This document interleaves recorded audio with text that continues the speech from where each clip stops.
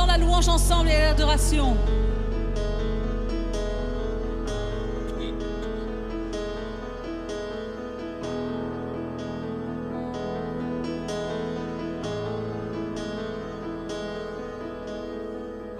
Il y a un son que j'aime tant, c'est le son des pans de sa robe quand il entre dans la pièce. Quand nous prions, dans nos louanges, il voit la foi.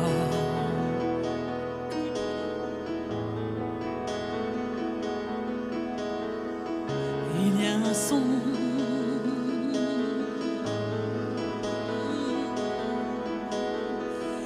Il y a un son que j'aime tant, c'est le son des pans de sa robe quand il entre dans la pièce. Quand nous prions, dans nos chants, il voit notre foi.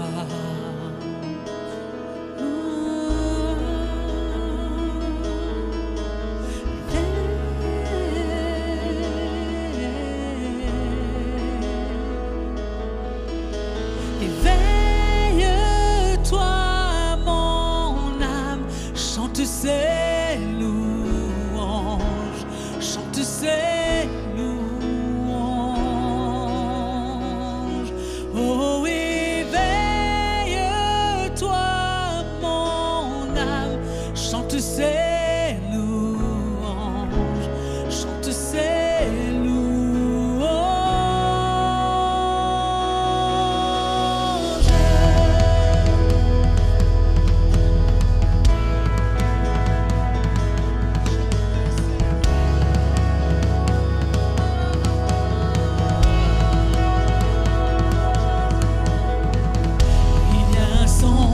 Qui change tout, le son de son église à genoux.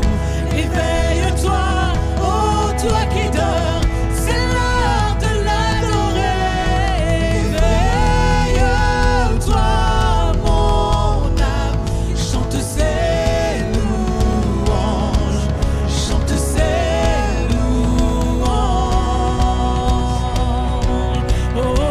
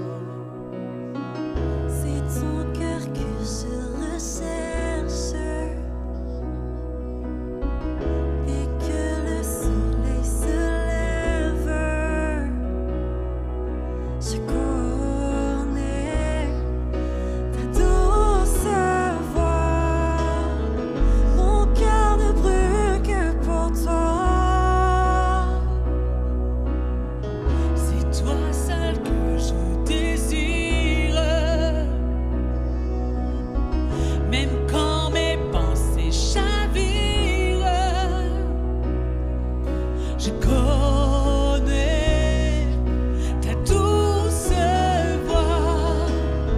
Jésus, tu m'attires à toi.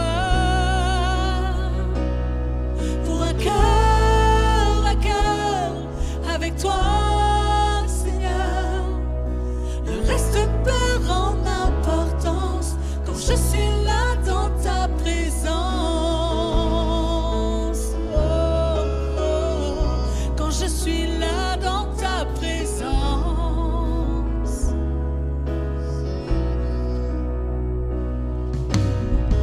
Dans tes bras je me repose. Tous mes fardeaux je les dépose. Je connais ta douce voix. Jésus, je ne veux que toi. Pour un cœur à cœur avec toi, Seigneur. Le reste perd en importance quand je suis là dans ta présence. Face à face devant ta grâce. Le reste perd en importance quand je suis là dans ta présence. Je suis là dans ta présence.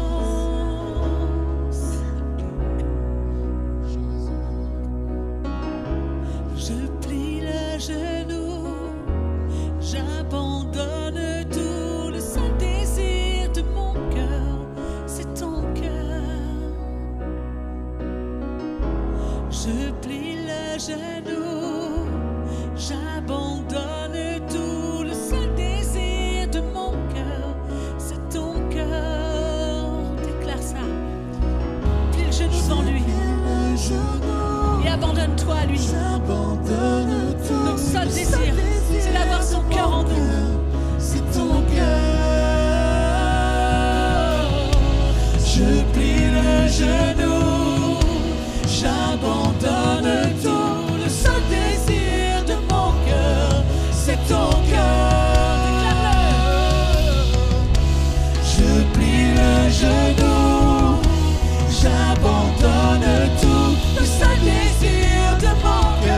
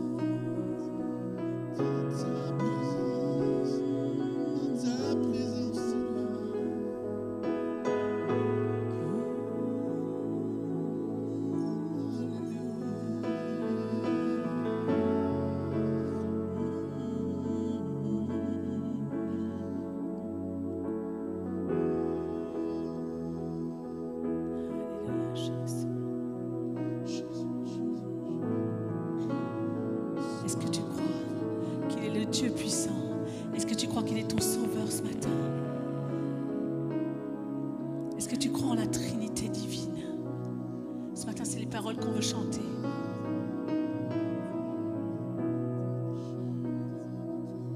Parce qu'il est descendu jusqu'en enfer. Et qu'il est revenu. Alléluia.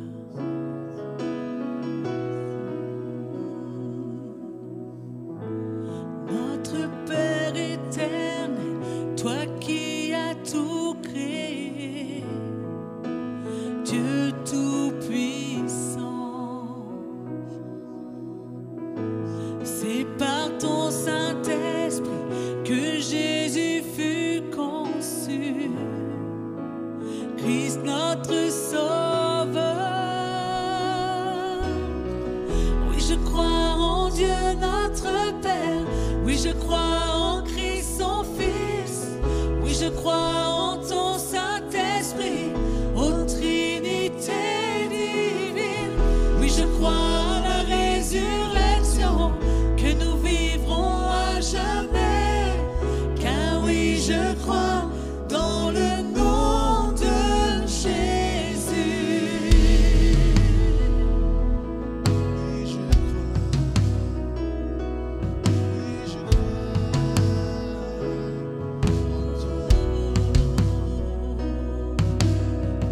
Notre juge et défense, tu souffris à la croix. Le pardon est en toi. Descendu jusqu'aux ténèbres, tu es ressuscité. À jamais élevé. Oui, je crois en Dieu notre Père. Oui, je crois en Christ son Fils. Oui, je crois en son Saint-Esprit, ô Trinité divine. Oui, je crois à la résurrection, que nous vivrons à jamais. Car oui, je crois dans le nom de Jésus. Oui, je crois en lui. Oui, je crois qu'il est vivant. Oui, je crois que Jésus est Seigneur. Oui, je crois. Oui, je crois en lui. Oui, je crois qu'il est vivant. Oui, je crois que Jésus est Seigneur.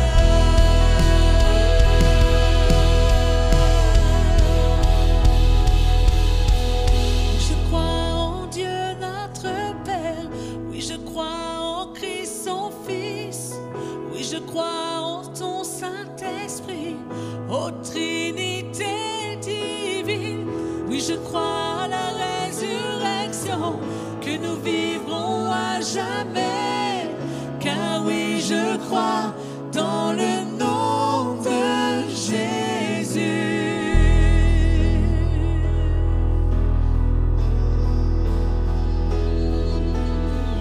Oui, je crois en Dieu notre Père. Oui, je crois en Christ son Fils. Oui, je crois en ton Saint-Esprit, ô Trinité divine.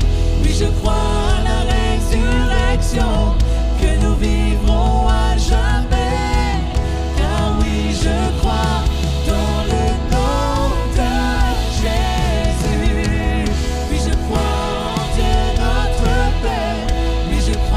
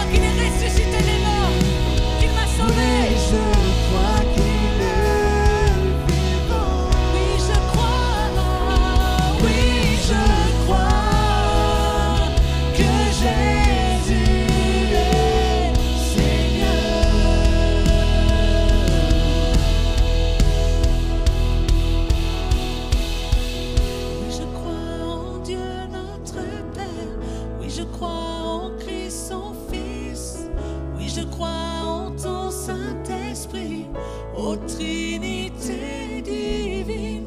Oui, je crois à la résurrection, que nous vivrons à jamais. Car oui, je crois dans le nom de Jésus. Car oui, je crois dans le nom de Jésus. Car oui, je crois dans le nom de Jésus.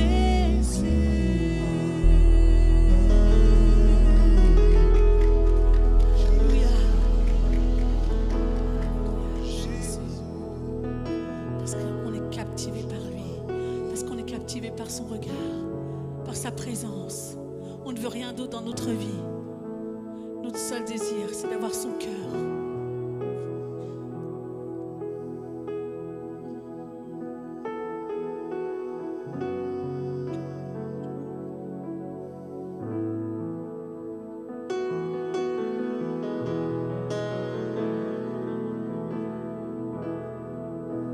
Captivé par ta présence,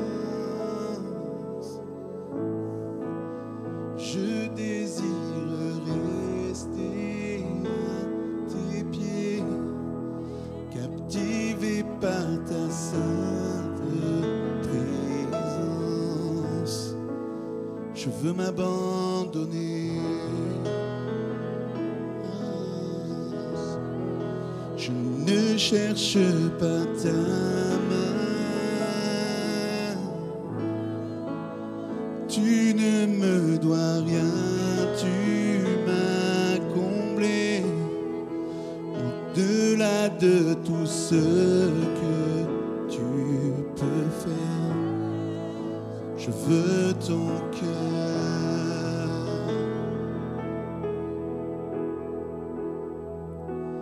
Pardonne-moi quand tout n'est qu'une habitude. Pardonne-moi quand j'oublie pour qui je chante. Je veux tout recommencer. J'ouvre à nouveau mon cœur à toi.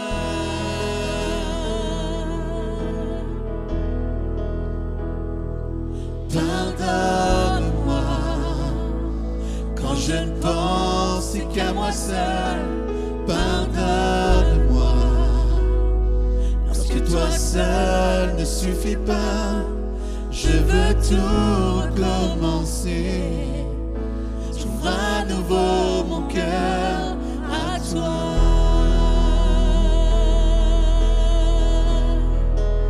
Captivé par ta présence, je désire rester à tes pieds. Captivé par ta sainte présence, je veux m'abandonner.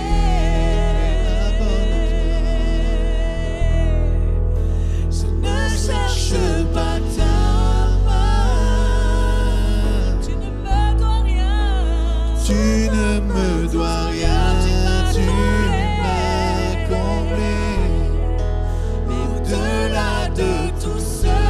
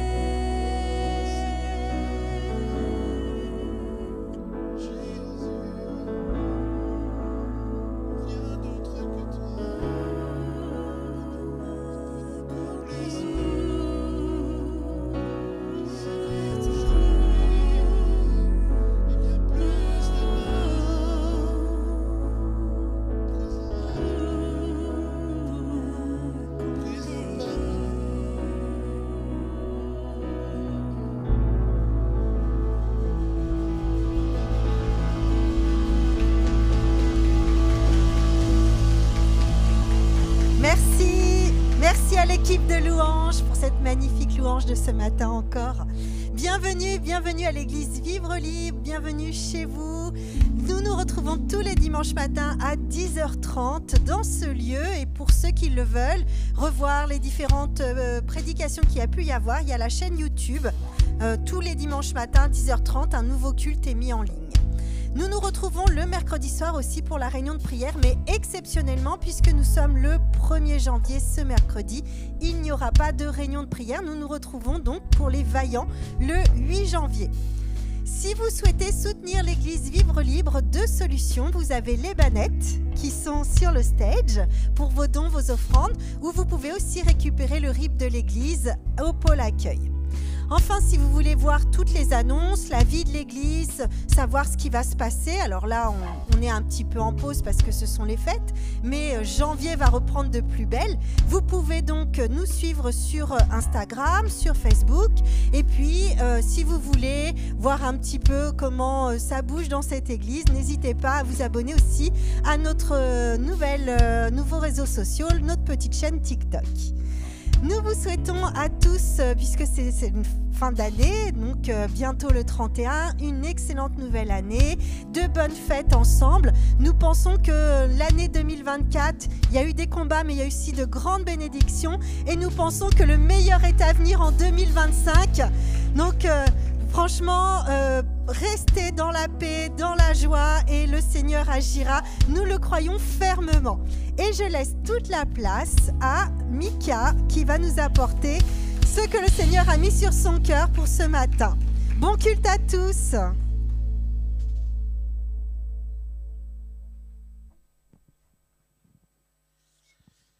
Merci Marie, pardon de ce petit temps, on est obligé de faire un peu tout là. Quand les Martins sont en vacances, c'est compliqué. Hein. Bonjour à tous, bonjour à toutes, c'est un plaisir d'être là ensemble. Est-ce que vous êtes contents d'être là ce matin? Ouais. Amen pour ce dernier dimanche de l'année 2024. Merci les gars. On a eu chaud ce matin. On est arrivé ici là, on a commencé à mettre le chauffage en route et tout s'est arrêté. Et c'est marrant parce que c'est un peu le thème de mon message ce matin. C'est du début à la fin. En fait, j'ai eu le privilège de démarrer l'année 2024, de faire le premier message de 2024. Et je ne sais pas si vous vous souvenez, en tout cas moi je me rappelle, mon titre de message c'était de bonnes résolutions. Et pour lancer l'année 2024, je nous encourageais à être résolus, à être décidés dans nos vies, à marcher pour Dieu en 2024, à rester accrochés à Dieu, fermement attachés, au travers de tout ce qu'on pourrait vivre. Et là, on se retrouve là le dimanche 29 décembre, on est le dernier dimanche 2024. Est-ce qu'on est d'accord pour dire que l'année est passée à une vitesse là? On est déjà quasiment en 2025. L'année 2024 se termine là, cette semaine. Et je vous avais parlé, et tout au long de l'année, on a parlé de foi, de persévérance. On a vu Moïse, on a vu bâtir l'église ensemble. Les différents prédicateurs, Manu, Seb, Anaïs, Momo. On a partagé Fred aussi, l'excellent casse-noisette. On a partagé sur ce qu'est notre église et sur le besoin d'être résolu, d'être ferme dans la foi, de tenir, de marcher, de tenir bon avec Dieu. Et je voulais juste là, ce matin, faire un peu un bilan de ce qui s'est passé cette année. Ensemble, juste rapidement, dans cette petite demi-heure-là, juste voir qu'est-ce qui s'est passé en 2024. Qu'est-ce qu'on a pu vivre chacun. Et j'ai donc le privilège encore de clôturer cette année, non pas seulement parce que la moitié des prédicateurs sont en vacances au Canada, en train de skier, mais je pense que c'est quand même bien mérité, vu tout ce qu'on a pu faire dans les dernières semaines, là, que la famille Martins, les Bunel, Max Anis soient en repos, c'est très bien. Et on leur souhaite de bien se reposer pour revenir en forme pour 2025. Mais la fin d'année, dans les entreprises, c'est toujours les bilans, c'est toujours là qu'on fait le point sur où est-ce qu'on en est. Et je pense que c'est bien aussi pour nous, chrétiens, de faire le point et faire le bilan de « Ok, là, je suis fin d'année 2024, on va entamer 2025, où est-ce que j'en suis avec Dieu ?» Qu'est-ce qui s'est passé dans ma vie cette année-là pour que j'en sois ici aujourd'hui? Et juste, je voulais lire un petit verset qui est rapidement venu à mon esprit quand j'ai réfléchi à ce message-là. C'est dans l'Ecclésiaste, tu peux afficher si tu veux, Ecclésiaste 7, verset 8. « Mieux vaut la fin d'une chose que son commencement. » Je ne sais pas si vous avez eu le temps de bien lire. Donc je vais le relire parce qu'il est très long ce verset. « Mieux vaut la fin d'une chose que son commencement. » C'est l'Ecclésiaste qui dit ça dans tous ces proverbes. Il donne ça, il dit « Mieux vaut la fin de quelque chose que son commencement. » Et c'est là-dessus que je voudrais partager ce matin. C'est le titre de ce message, c'est « Du début à la fin ». Et merci encore So pour de capter toujours la pensée qu'on a dans nos messages. Du début à la fin. Qu'est-ce qui se passe de ce début d'année à cette fin d'année? Qu'est-ce qui se passe de ce gars qui va gravir la montagne à celui qui est arrivé tout en haut? Et on est tous d'accord pour dire que c'est pas facile. Que entre les bonnes résolutions que j'avais là en janvier, et je crois que je vous l'ai dit, de maigrir, de faire du sport, etc. Où est-ce que j'en suis aujourd'hui? Pas beaucoup plus avancé en fait. Et ça c'est par rapport au sport, par rapport à notre corps, mais par rapport à notre foi, où est-ce qu'on en est ce matin? Est-ce qu'en 2024 tu as progressé? Est-ce qu'en 2024 tu continues toujours à courir? Ou est-ce qu'à un moment donné tu t'es arrêté en 2024? Ou est-ce qu'à un moment donné tu es assis sur le bord du chemin? Et je crois, j'ai vraiment ça à cœur quand j'ai préparé ce message-là. Je disais, Seigneur, vraiment, je veux et je prie pour que l'Église soit encouragée, que celui ou celle qui est abattu ce matin, celui ou celle qui est fatigué ce matin, soit complètement renouvelé. Et on va finir par quelque chose de différent, on ne finira pas par un appel forcément. Enfin, en tout cas, on verra comment Dieu conduit, mais je voulais vraiment finir ce matin, par un temps de reconnaissance. Je ne veux pas spoiler ton message, mais de remercier Dieu pour tout ce qui s'est passé. Parce qu'en fait, c'est ça la vie chrétienne. La vie chrétienne, c'est des hauts, c'est des joies, c'est des victoires, c'est des bénédictions. Et là, juste un instant, si chacun, on peut compter dans notre tête tous les bienfaits de Dieu, si tu peux juste un instant te rappeler de ce que Dieu a fait pour toi en cette année 2024. Juste les bénédictions qu'il y a eu cette année. Petites ou grandes. Petites ou grandes. Mais aussi quand on se souvient de cette année, je pense que tous, on peut se souvenir aussi des moments difficiles, des épreuves, des difficultés, peut-être même des échecs même. Parce que la vie chrétienne, c'est ça aussi. Pourquoi? Parce qu'on n'est pas parfait. Seul Dieu est parfait, nous sommes des rachetés par grâce. Et on va en parler de la grâce, de cette grâce qui fait que fin 2024, je peux dire merci Seigneur parce que je suis encore là. Je disais tout à l'heure, je ne sais plus à qui je disais ça, mais au Moyen-Âge, les copistes, les moines, écrivaient toujours pour démarrer l'an de grâce. L'an de grâce 1032, l'an de grâce. Aujourd'hui, on est encore en l'an de grâce 2024. Parce que la grâce de Dieu, elle est toujours efficace aujourd'hui. Et je pense que pour quelqu'un ce matin, tu dois entendre que c'est encore un jour de grâce. On est le 29 décembre, on est fin d'année. Quoi qu'il se soit passé dans ta vie cette année, c'est encore la grâce de Dieu pour toi. Et je veux proclamer ça très fort ce matin. Alors on l'a dit, la vie passe très vite. L'année est passée à une vitesse folle. On a célébré il y a quelques temps, la semaine dernière, Noël. On a célébré la venue de Jésus. Et on a tous au moins un point commun. C'est d'être soumis au temps. Ça, il y a un point commun à l'humanité, c'est que nous sommes soumis au temps. On a tous eu un début. Pour certains, il y a plus longtemps que pour d'autres. Et on aura tous une fin. Même si quand Jésus va revenir, certains seront pris, d'autres seront déjà partis, mais on aura tous une fin. Sur cette terre, en tout cas, je parle. Et comme disait M. La Fontaine, sur cette histoire du lièvre et de la tortue, quand les deux courent, le lièvre part en courant très vite, puis il est fatigué, il s'arrête parce que la tortue va très très lentement. Et donc lui, le lièvre, on connaît toute cette histoire, hein, je la fais en 30 secondes. Le lièvre, lui, s'arrête, il dit « Oh, je suis tranquille, j'ai le temps ». Et puis, à force de s'arrêter, à force de faire autre chose, la tortue le dépasse et la tortue finit première. Et la morale de cette histoire, parce que le but, c'est pas de faire des fables de La Fontaine, mais c'est que rien ne sert de courir, on le connaît tous par cœur, il faut partir à point. Et qu'est-ce que ça veut dire ça? Partir à point. En fait, autrement, Autrement dit, il faut faire les choses au bon moment. Ce que La Fontaine voulait dire, c'est que dans notre vie, on doit faire les choses au bon moment. Et ne pas se laisser distraire par quoi que ce soit. Et ça, c'est un principe qui est spirituel au final. Parce que l'enjeu de notre vie est, pour utiliser la Bible, qui est notre livre de conduite. Paul dit dans 2 Timothée 4, verset 7, « J'ai combattu le bon combat, j'ai achevé la course et j'ai gardé la foi. » Ça, mes amis, c'est le standard du ciel pour nos vies. Paul arrivait à ce moment-là, à la fin de sa vie sur terre.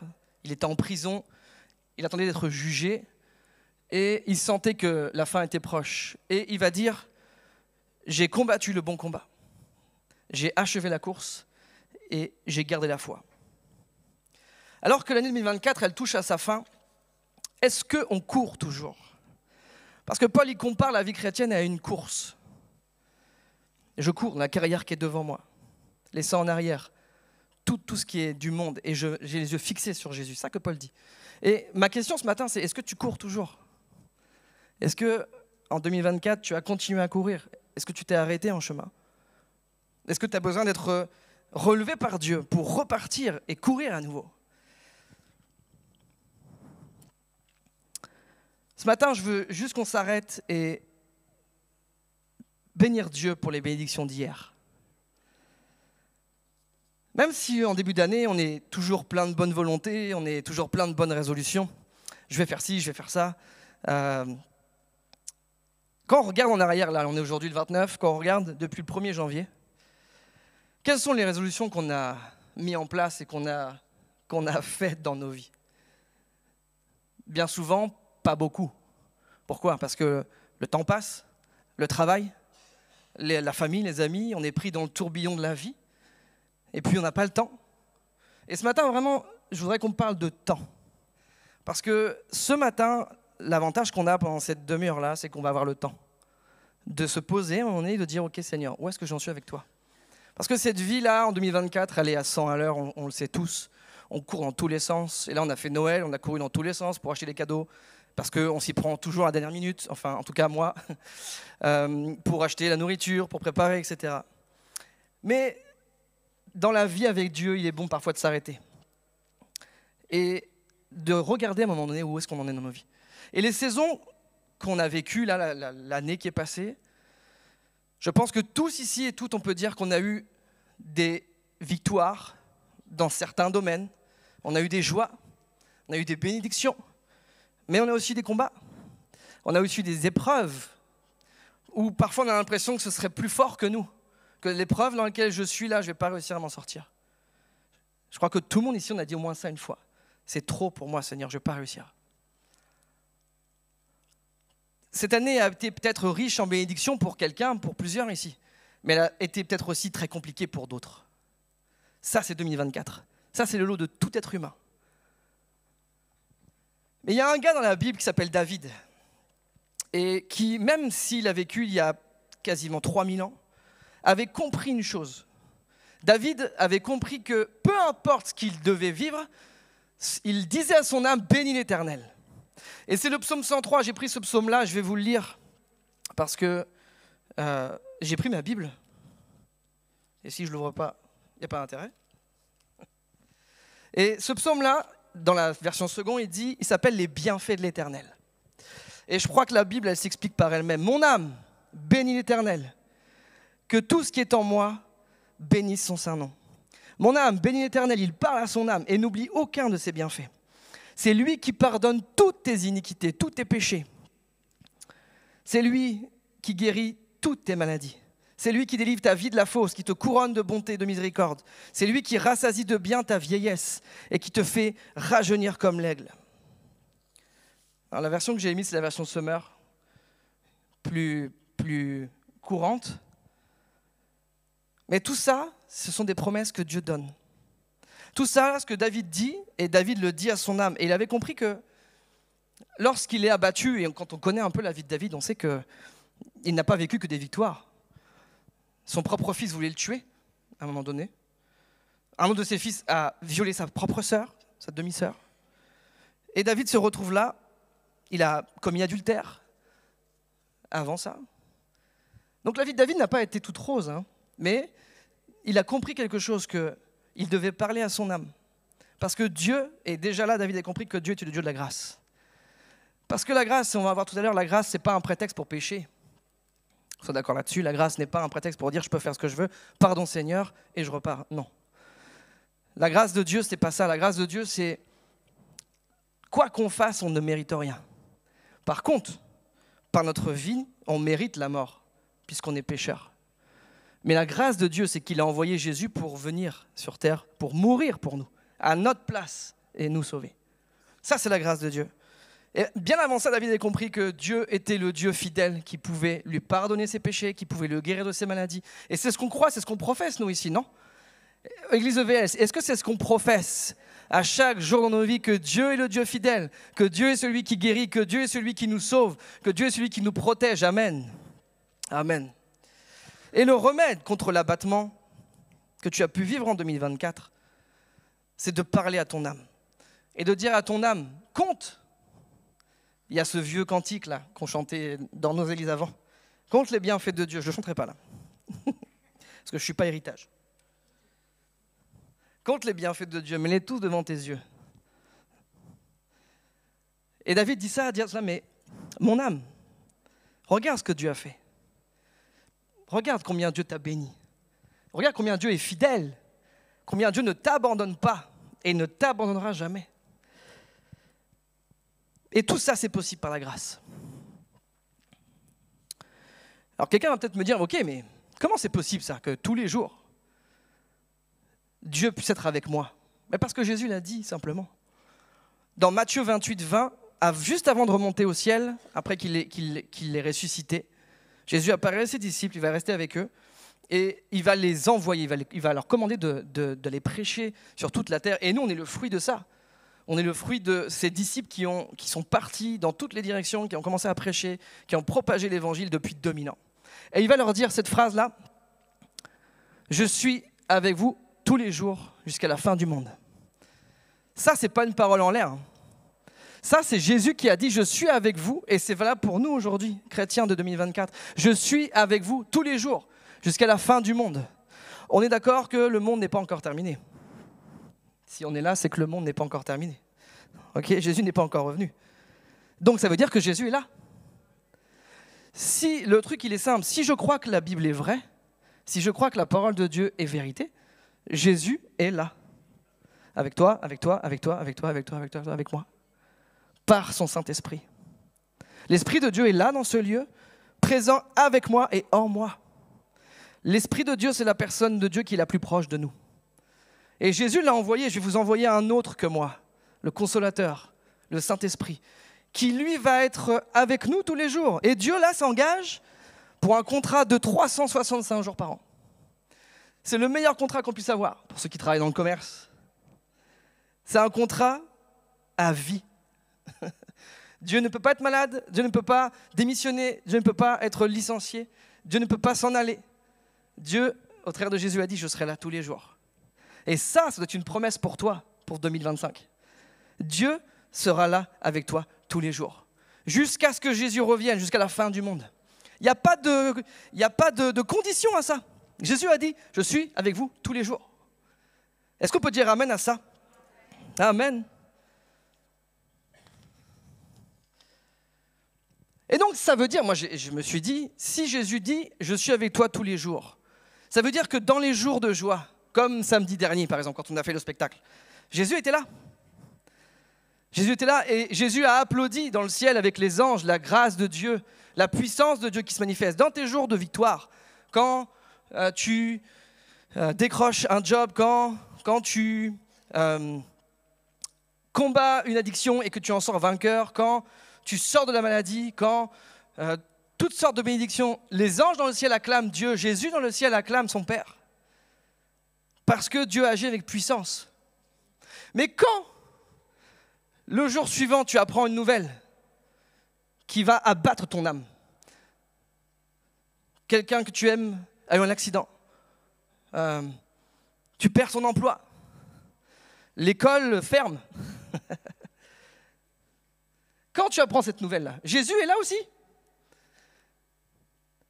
Et Jésus, à ce moment-là, il t'encourage par le Saint-Esprit à ne pas baisser les bras. J'imagine comme une course, comme les athlètes où les gens les encouragent quand on regarde un match de foot ou quand on est dans l'athlétisme, on encourage les joueurs pour qu'ils arrivent à gagner. Et Jésus fait pareil pour toi et pour moi. Les anges dans le ciel et Jésus, je pense qu'ils sont en train, quand on est dans l'épreuve, ils sont en train de dire « Allez, vas-y, te décourage pas, tu vas y arriver, ça va le faire. » Allez, et l'Esprit de Dieu fait ça en toi. Quand tu as l'Esprit de Dieu, il fait ça en toi. Allez, vas-y, tu vas le faire, tu vas pouvoir y arriver. Avec la grâce de Dieu, tu vas pouvoir y arriver. Ça, c'est la vie chrétienne. Parce que si c'est juste quand on va bien, ça ne sert pas à grand-chose. Dieu est celui qui est près de toi quand tu vas mal. Je veux dire ça très fort. Dieu est celui qui est près de toi quand tu vas mal. Et quelle que soit ta condition, ce matin, tu as assez d'importance, et quelqu'un doit entendre ça ce matin, tu as assez d'importance aux yeux de Dieu pour qu'il veille sur toi chaque jour. Est-ce qu'on peut réaliser ça? Quand j'ai réfléchi à ça, je me suis dit, moi qui ne suis rien du tout dans l'univers, même pas une poussière dans l'univers, le Dieu de l'univers qui a créé tout ça prend du temps pour veiller sur moi. Est-ce qu'on peut réaliser ça ce matin? Est-ce que ça, il n'y a que moi que ça émeut ça ou pas? Que le Dieu de l'univers prend du temps pour veiller sur toi, Christiane, veiller sur toi, Christelle, veiller sur Steve, veiller sur Margot, veiller sur tous ici. Et tous les chrétiens et tous ceux qui ont donné leur vie sur terre. Juste ça devrait nous refaire pour 2024. Peut-être que moi, du coup. Et s'il y a une vie qui a mal commencé, parce que mon verset de départ, c'est « mieux vaut la fin d'une chose que son commencement ». S'il y a une vie qui a mal démarré, parce qu'on peut mal démarrer ou mal vivre les choses, mais ce qui importe, c'est qu'on revienne toujours à Dieu, et ce qui importe, c'est la fin, qu'on tienne bon jusqu'à la fin. Et si quelqu'un a mal démarré sa vie, c'est Jésus, sa vie terrestre. Si on replace un peu dans le contexte de Noël, on a fêté là avec ce beau spectacle, mais si on revient là à la naissance de Jésus, il naît dans une grange, une étable, donc c'est là où on mettait les animaux, parce que donc c'était sale, il y avait du foin, il y avait toutes sortes de choses. Ça ne devait pas sentir très bon.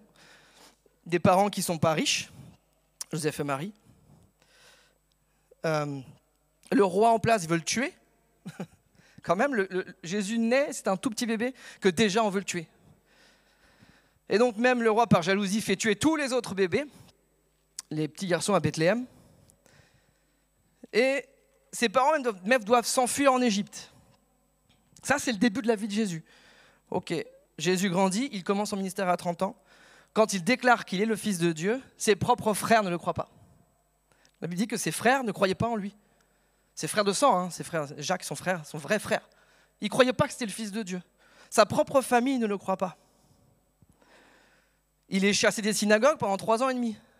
Il va prêcher dans les synagogues, il guérit des gens, on le chasse. Il délivre un possédé, il envoie les démons dans les cochons, on le chasse. On préfère l'argent que rapportent les cochons à la bénédiction que Jésus peut donner. La vie de Jésus, ça a été ça. Il a été moqué, on a même voulu le jeter en haut d'une falaise. Et puis finalement, il est trahi. Finalement, Jésus termine sa vie à 33 ans, trahi par l'un de ses plus proches, Judas, qui le vend. Tous les autres s'enfuient, il n'y a que Jean qui reste. Même Pierre s'en va, il est humilié, il est cloué sur une croix.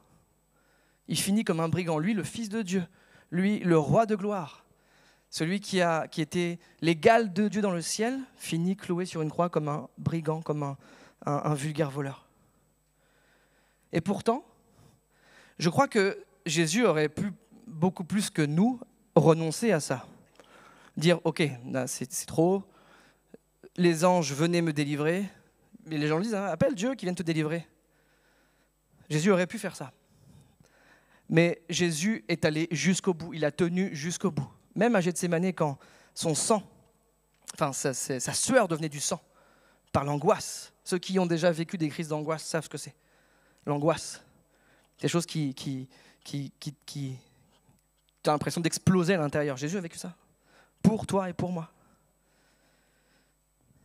Alors que les hommes pensaient que la mort de Jésus était la fin,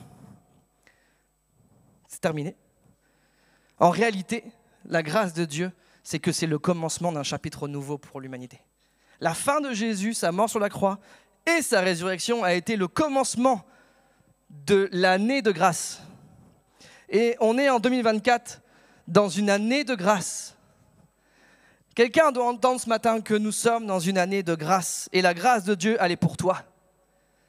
Quoi que tu vives, la grâce de Dieu, elle est pour toi. Elle est pour les autres, mais elle est surtout pour toi. Et ça, c'est parce que Jésus a tenu bon jusqu'au bout. Sa vie a mal commencé sur terre, on a voulu le tuer dès sa naissance. Et pourtant, c'est lui qui a donné sa vie à la fin. Pour sauver l'humanité. Est-ce qu'on peut dire amen à ça? Ouais, amen. Et si Jésus a tenu bon, toi, tu peux tenir bon aussi. Et je me le dis à moi, hein. Je me le dis à moi en premier. L'enjeu de nos vies, ce n'est pas seulement la conversion, il y a des dizaines d'années pour certains, récemment pour d'autres, ni le baptême, ni l'engagement devant les hommes à servir Dieu. L'enjeu de ça, ce sont des étapes, les premières étapes de nos vies. Mais l'enjeu, comme Jésus l'a dit, dans Matthieu 24, 13, c'est de persévérer jusqu'à la fin. Jésus a dit, celui et celle, hein, évidemment, qui persévérera jusqu'à la fin, il sera sauvé. Ça, n'importe qui peut le comprendre. Hein. Celui qui persévérera jusqu'à la fin sera sauvé. Et dans le grec, le mot upomeno, qui est utilisé ici, il signifie littéralement demeurer, ne pas s'éloigner ou s'enfuir. Quand Jésus a été crucifié, qu'ont fait les disciples? Ils se sont éloignés et ils se sont enfuis. Un seul a demeuré, Jean, comme je disais tout à l'heure. À peine, Jésus avait dit ces paroles que les disciples commençaient déjà à faire l'inverse. Pourtant, ce sont les apôtres sur qui l'Église va être bâtie. Tout ça pour dire que tu peux, à un moment donné, manquer de persévérance et on peut, à un moment donné, tomber. Mais la vie chrétienne, c'est je tombe, je me relève, Dieu me relève par sa grâce et je cours. Parce que deux principes qu'on peut appliquer à nos vies dans la persévérance, dans ce mot grec-là, c'est la foi, maintenir sa foi en Jésus, conserver, maintenir sa foi en Jésus dans les épreuves et dans les peines, et deuxièmement, endurer, supporter les mauvais traitements. On vous haïra dans le monde, à cause de moi, dit Jésus. On vous détestera, on vous fera du mal. Mais la persévérance, c'est de conserver ta foi en Jésus, malgré tout, et de supporter l'épreuve. Parce que l'épreuve n'est pas là pour nous faire tomber et pour nous détruire. Le diable, parfois, veut nous faire croire dans nos pensées, le combat se fait dans nos pensées, hein, souvent. Le diable veut nous faire croire que lorsqu'on tombe, lorsqu'on pêche même, c'est terminé. Comme Pierre, après qu'il ait trahi Jésus, repart et il dit c'est fini pour moi, je retourne à ma vie de pêcheur de poissons. Et il a fallu que Jésus le rétablisse dans sa position. Il a fallu que Jésus lui dise ce qu'il y avait au fond, au final, est-ce que ton amour il est sincère? Est-ce que tu m'aimes vraiment? Et puisque tu m'aimes vraiment, Pierre dit oui Seigneur, tu sais que je t'aime, mais pas assez. Et là je vais lui dire maintenant, je vais te qualifier pour. Et Pierre va devenir l'apôtre, un des apôtres qui va bâtir l'église. Sur cette pierre, je bâtirai mon église. Et les portes, le séjour des morts ne prévaudront pas contre elle. Pourtant, c'est le Pierre qui a trahi Jésus juste avant. Hein, parce que la persévérance, pour nous, elle est fondamentale. Tenir bon malgré tout. Paul rappelle aux Romains que la persévérance, elle produit la victoire dans l'épreuve. Et la victoire dans l'épreuve, l'espérance. Ce que tu as vécu en 2024,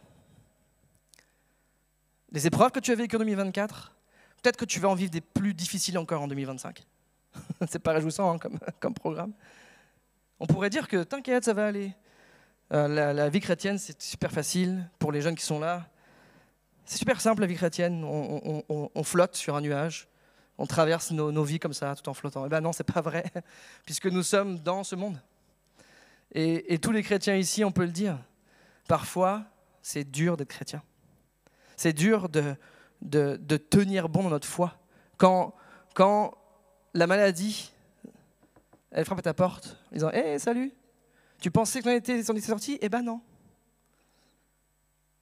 Quand Ton passé il revient. Quand le diable te susurre à l'oreille, mais t'as vu, t'es comme ça. Tu veux faire le chrétien, mais regarde comment t'es. Je pense que là, je parle à tout le monde, et moi le premier. Pourquoi tu fais semblant là, de jouer piano, et puis alors que tu es comme ça en fait? Oui, je suis comme ça, mais je suis racheté par grâce. Ma nature est comme ça, mais je suis racheté par grâce. Parce que mon Jésus a payé à ma place pour que je sois là. Amen.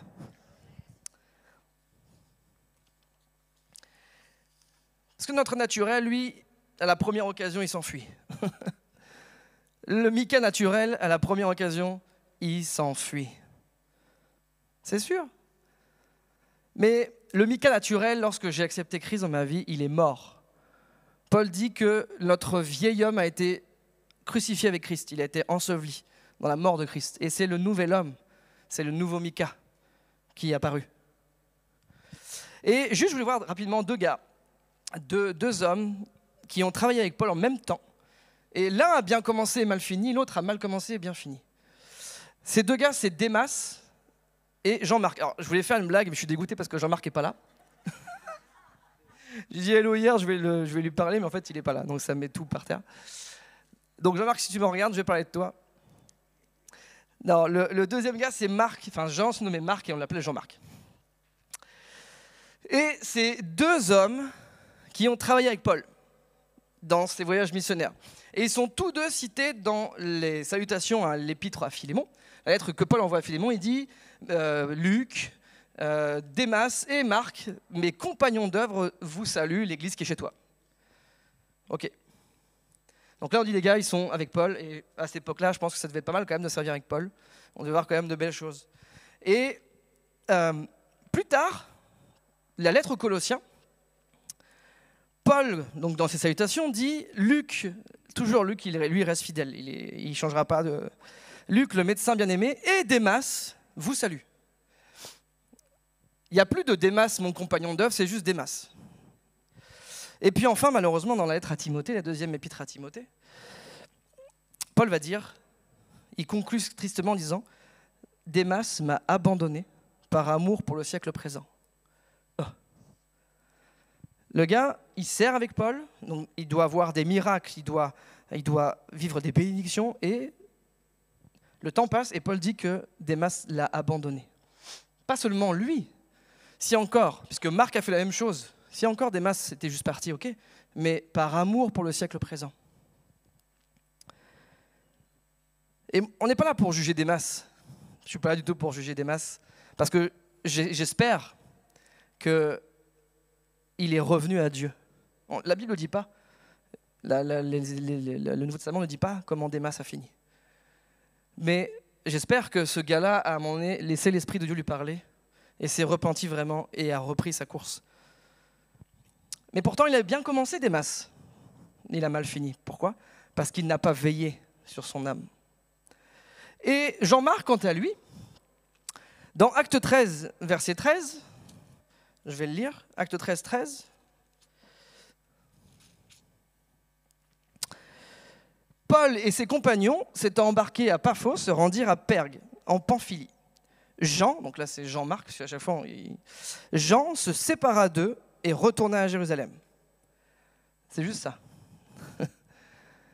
Jean-Marc, il décide à ce moment-là de quitter. L'Esprit ne dit pas pourquoi. Est-ce qu'il était malade? Est-ce qu'il avait le mal du pays? Est-ce que c'était trop dur? Parce que quand on lit les actes et qu'on voit ce que Paul a enduré et ses compagnons avec lui, c'est difficile d'être apôtre à ce moment-là. Hein. Donc on peut comprendre que Jean-Marc, lui, on dit, les gars, j'en peux plus, j'arrête. Je retourne à Jérusalem. Et donc il laisse Paul et Barnabas, Barnabas étant son cousin, ça c'est important pour la suite. Barnabas, qui était le compagnon de Paul, était cousin germain de Marc, de la même famille. Et cette décision qui est personnelle, c'est son choix à lui là. Et quand on parle de tenir bon du début à la fin, tout est une question de choix dans nos vies. Mais un choix, c'est un choix. Bonne ou mauvaise, la décision, c'est un choix. Et Dieu ne te jugera pas par rapport à tes choix. Dieu te jugera par rapport à comment tu as vécu tes choix. Que tu aies fait une erreur, que tu t'en repentes, Dieu te pardonne. Un choix reste un choix. Mais le problème, c'est que les conséquences que ça va avoir, cette décision de Marc, là, quand Paul va repartir et va dire à Barnabas, bon ok, on repart sur un autre voyage. Barnabas, lui, qui est quand même quelqu'un qui aimait encourager les autres, fils d'exhortation, il s'appelle, il voulait prendre son cousin, seconde chance. Allez, on va prendre Marc, et Paul, il dit non. Paul, c'était pas quelqu'un qui donnait forcément des secondes chances. Il va dire, hors de question de prendre un gars qui nous a laissé tomber. Et ça, c'est tellement nous, ça. Même quelqu'un d'affermi spirituellement comme Paul, l'apôtre, il ne donne pas de seconde chance. Gars, tu nous as abandonnés là en plein voyage missionnaire, c'est mort. Je ne veux pas de toi. Et le problème, c'est que ça a été tellement loin que ça a créé une dispute entre les deux. Et dans le grec, les mecs, ils ont crié carrément, les gars. Ils se sont criés dessus, les deux, Paul et Barnabas. Parce que l'un voulait absolument prendre son cousin pour le relever, le faire partir, et l'autre ne voulait pas. Et donc, ça a fini que les deux sont séparés. Barnabas a pris Marc, et Jean-Marc, il est parti d'un côté, Paul a pris Silas, il est parti de l'autre. Les deux n'ont plus servi ensemble, à cause d'un choix. Ça reste un choix. Dieu a béni les deux de chaque côté. Mais nos choix aussi ont un impact dans l'Église. Il faut qu'on prenne conscience que les choix qu'on peut avoir qui sont personnels ont des impacts dans l'Église, puisqu'on est une communauté, on est une famille. Donc forcément que ça nous impacte les uns les autres. Et Paul n'était pas du genre à donner des secondes chances, mais Dieu, lui, oui. Et ça, je pense que pour quelqu'un ce matin, c'est important d'entendre ça. Dieu te donnera toujours une seconde chance. Au moment où Paul dit à Timothée, Démas m'a abandonné, il dit, amène Marc, ce fameux gars-là, c'est Paul qui dit à Timothée, amène Marc, parce qu'il m'est utile pour le ministère. On ne sait pas combien de temps ça a duré, mais ce même Paul qui a dit, hors de question, ce gars-là, il ne viendra pas avec moi, il dit à Timothée, amène-le, il m'est utile pour le ministère. Waouh, ça c'est la grâce de Dieu, ça. C'est la grâce de Dieu qui, d'un côté, a relevé Marc, et de l'autre, a convaincu Paul de réutiliser celui-là. Parce que la grâce de Dieu, elle ne disqualifie pas. Notre nature nous disqualifie. Quand on s'arrête, on se disqualifie nous-mêmes. Mais Dieu ne nous disqualifie jamais. Tu dois entendre ce matin que Dieu ne te disqualifiera jamais. À partir du moment où Dieu t'a sauvé, il t'a sauvé. Ce qui arrive après, ce sont tes choix, c'est ta responsabilité, mais lui, il ne disqualifie jamais. S'arrêter au milieu de la course, ça ne suffit pas à être disqualifié pour toujours. Mais Dieu, lui, il est toujours prêt à nous relever et à nous qualifier. Amen. Et pourquoi ça, en fait? Parce que les standards de la grâce, ce n'est pas nos standards à nous. Nos standards à nous, êtres humains, c'est le légalisme. C'est... Je m'impose des choses que je ne pourrais jamais réaliser, ou parfois même j'impose aux autres des choses que moi-même je ne pourrais pas faire. Ça, c'est les pharisiens. Les pharisiens au temps de Jésus, c'était des religieux qui aimaient Dieu pourtant, mais qui aimaient encore plus la loi, qui aimaient encore plus se mettre en avant par rapport à la loi. Et donc, ils donnaient des choses à faire aux gens qu'eux-mêmes ne faisaient pas. Et Jésus a passé son temps à reprendre ces gens-là en disant, en gros, l'extérieur est propre, mais l'intérieur est tout pourri. Et ça, c'est notre nature, ça. Notre nature, c'est « fais ça ».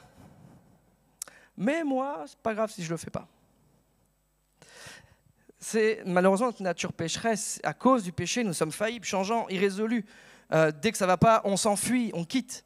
Et l'épreuve, elle vient souvent ébranler notre foi.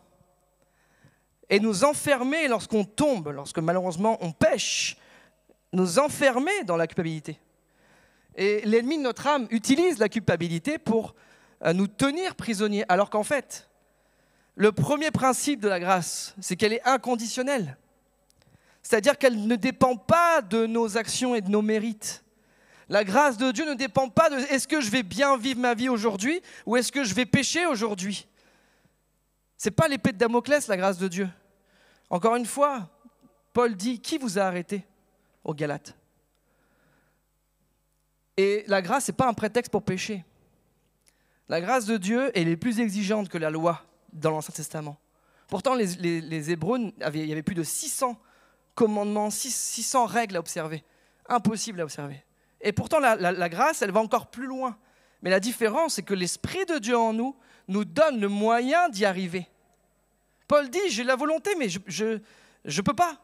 Ma nature m'empêche. Mais par la grâce de Dieu, par Jésus qui vit en moi, je peux.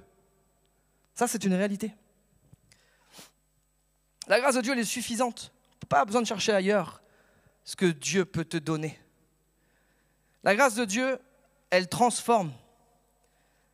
Paul dit à Tite, elle nous amène à nous détourner de tout mépris de Dieu et à rejeter les passions des gens de ce monde. On n'est plus pareil. Si tu es chrétien et que tu es pareil qu'avant, il y a un problème. Parce que quand Jésus vient, il transforme. Sa grâce nous transforme. Ainsi, nous pouvons mener dans le temps présent, c'est pas hier, demain, c'est aujourd'hui, une vie équilibrée, juste et pleine de respect pour Dieu. La grâce de Dieu encore, elle te libère. Et ce matin, je prie pour ça, que la grâce de Dieu te libère de la culpabilité et du pouvoir du péché. Parce que Jésus a vaincu le péché et la mort à la croix. Amen. Alors, on va rentrer dans cette nouvelle année 2025, on va tourner la page de 2024 et Dieu nous appelle malgré tout à racheter le temps. Cette expression-là m'a toujours étonné. 2 fois Paul la cite dans Éphésiens et dans Colossiens et il dit « racheter le temps car les jours sont mauvais ». Comment est-ce qu'on peut racheter le temps qui est perdu? Le temps passe, il est perdu, il ne se rattrapera plus. Mais racheter le temps, en fait, c'est dès maintenant choisir de vivre ta vie en étant sage et utiliser toute opportunité, chaque jour, de faire le bien dans la saison que tu es en train de vivre. Racheter le temps, c'est « Ok, quelle que soit la circonstance dans laquelle je suis aujourd'hui, je vais choisir de faire le bien et d'obéir à Dieu. » C'est ça, racheter le temps. Parce que les circonstances, et naturellement, on a l'impression que les circonstances nous définissent. L'épreuve, la maladie, la bénédiction. Est-ce qu'il n'y a qu'à moi que ça fait quand je suis dans une saison de bénédiction, je me sens bien? Tu sais, tout va, tout roule là. Tu sais, c'est comme si du coup, tu flottais là, sur un nuage et tout va. La famille, ça va, le travail, l'église va. Puis quand la tempête arrive, d'un coup, je ne suis plus le même Mika, je ne suis plus le même chrétien. Je vois en noir, je broie du noir, j'ai l'impression que Dieu ne m'entend plus. Mais Dieu, lui, ne change pas. La présence de Dieu, elle ne change pas. Jésus a dit, je suis avec vous tous les jours. Et je voudrais juste finir par une histoire avant que les musiciens puissent venir. Pour quelqu'un qui a l'impression que Dieu l'a abandonné ce matin. C'est une histoire qu'on connaît bien. L'auteur raconte qu'une nuit, dont je n'ai pas le nom de la personne, une nuit il a fait un rêve et il dit « J'ai rêvé que je marchais le long d'une plage avec le Seigneur. Dans le ciel apparaissaient les unes après les autres toutes les scènes de ma vie.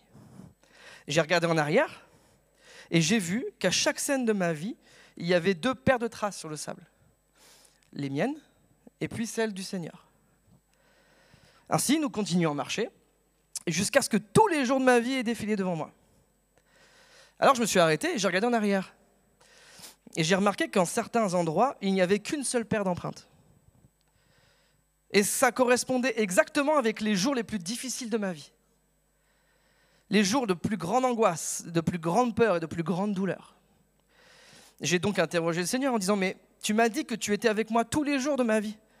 Et j'ai accepté de vivre avec toi. » Parce que Dieu donnait le contrat. Mais j'ai remarqué que dans les pires moments de ma vie, il n'y avait qu'une seule trace de pas.